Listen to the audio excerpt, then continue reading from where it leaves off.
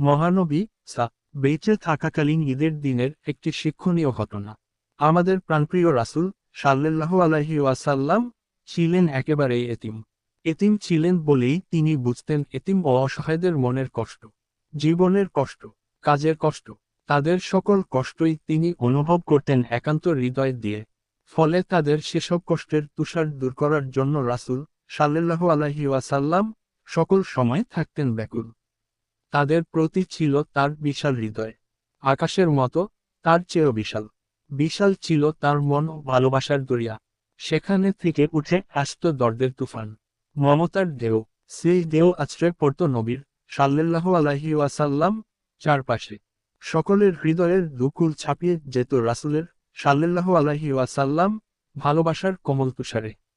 মানুষের প্রতি মানুষের ভালোবাসা সে তো এক মহৎ গুণ। মানুষকে ভালোবাসতেন রাসূল সাল্লাল্লাহু আলাইহি ওয়াসাল্লাম মন দিয়ে, প্রাণ দিয়ে, জীবন দিয়ে। কিন্তু এতিম, গরিব, দুস্থ এবং অসহায়দের প্রতি রাসূলের সাল্লাল্লাহু আলাইহি ওয়াসাল্লাম ভালোবাসার মাত্রাটা ছিল অনেক অনেক গুণে বেশি, যার কোনো তুলনাই হয় না। সেই ভালোবাসার নজির তো রয়ে গেছে রাসূলের সাল্লাল্লাহু আলাইহি ওয়াসাল্লাম জীবনেই। তার জীবন ইতিহাস যেমন শিক্ষণীয় তেমনি পালনীয়। ঈদ মানেই তো খুশি আর খুশি, আনন্দের ঢল। সবার জন্যই চাই ঈদের আনন্দ, সমান খুশি। কিন্তু চাইলেই কি সব হয়? কিছু ব্যতিক্রম তো থেকে যায়। যেমন রাসূলের সাল্লাল্লাহু আলাইহি ওয়াসাল্লাম সময়ে এক ঈদে নামাজ শেষে ঘরে ফিরছেন দয়ার নবীজি সাল্লাল্লাহু আলাইহি ওয়াসাল্লাম। তিনি দেখলেন মাঠের এক কোণে বসে কাঁদছে একটি তুলতুলে কোমল শিশু। এই খুশির দিনেও কান্না। অবাক হলেন রাসূল সাল্লাল্লাহু আলাইহি ওয়াসাল্লাম। তার হৃদয়ের বেদনার দিয়েও আছড়ে পড়ল। রাসূল সাল্লাল্লাহু আলাইহি ওয়াসাল্লাম ছেলেটির কাছে গিয়ে কান্নার কারণ জিজ্ঞেস করলেন। শিশুটি বলল, আমার আব্বা আম্মা নেই, কেউ আমাকে আদর করে না, কেউ আমাকে ভালোবাসে না, আমি কোথায় যাব? এতিম নবী রাহমাতুল আলামিন। ছেলেটির কথা শুনে গুমরে কেঁদে উঠল নবীজির সাল্লাল্লাহু আলাইহি ওয়াসাল্লাম কোমল হৃদয়। জেগে উঠল তার মর্মবেদনা। তিনি পরম আদরে শিশুটিকে বাড়ি নিয়ে গেলেন। হযরত আয়েশাকে ডেকে বললেন, হে আয়েশা, ঈদের দিনে তোমার জন্য একটি উপহার নিয়ে এসেছি। এই নাও তোমার উপহার। ছেলেটিকে পেয়ে দারুণ খুশি হলেন হযরত আয়েশা। দেরি না করে মুহূর্তেই তাকে গোসল করিয়ে জামা পরালেন। তারপর তাকে পেট ভরে খেতে দিলেন।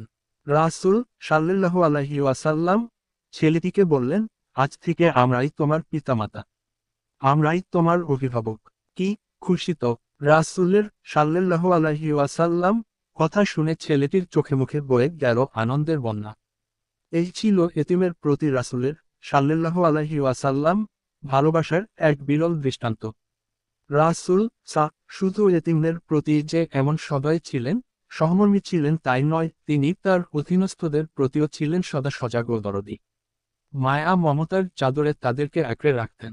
তাদের যেন কোনো কষ্ট না হয়, মনে যেন কোনো প্রকার দুঃখ না থাকে। দয়ার নবী সাল্লাল্লাহু আলাইহি ওয়াসাল্লাম সেদিকে খেয়াল রাখতেন সর্বক্ষণ।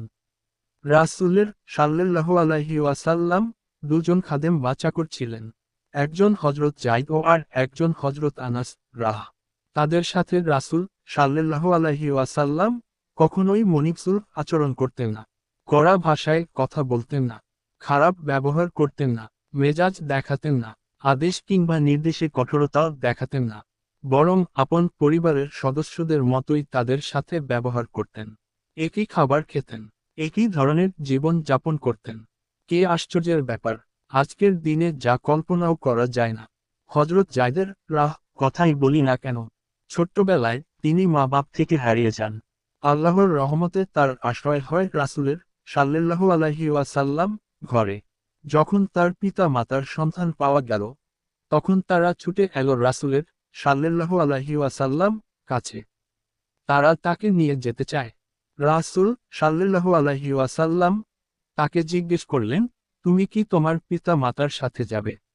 যায়েদ সাথে সাথেই বললেন, রাসূলের সাল্লাল্লাহু আলাইহি ওয়াসাল্লাম কাছ থেকে যে ব্যবহার আমি পেয়েছি তার কোনো তুলনা হয় না। তামাম পৃথিবী যদি আমাকে দেয়া হয় তবুও তাকে ছেড়ে আমি যেতে পারবো না। না, কখনোই যাব না। হযরত আনাস তিনি 8 বছর বয়সে রাসূলের সাল্লাল্লাহু আলাইহি ওয়াসাল্লাম খেদমতে এসেছিলেন।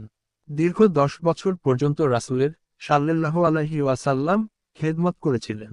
সেই হযরত আনাস বলেন, দীর্ঘ 10 বছর রাসূলের সাল্লাল্লাহু আলাইহি ওয়াসাল্লাম খেদমত করেছি।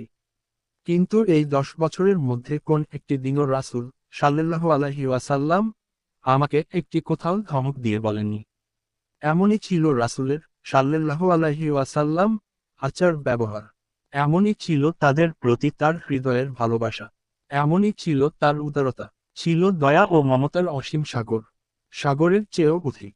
রাসূলের সাল্লাল্লাহু আলাইহি ওয়াসাল্লাম মতো এমনই হৃদয়ের অধিকারী হতে হবে আমাদের।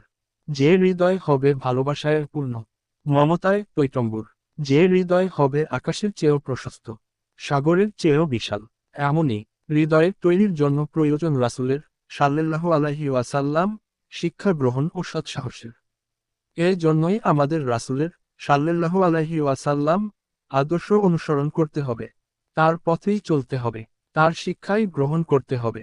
তাহলেই কেবল সুন্দর, সার্থক ও সফল হবে আমাদের জীবন। আসুন আমরা রাসূলকে সাল্লাল্লাহু আলাইহি ওয়াসাল্লাম ভালোবাসি। তার শিক্ষা গ্রহণ করি। তার আদর্শ অনুসরণ করি। তারই দেখানো আলো ঝলমলে পথে সর্বদা চলি।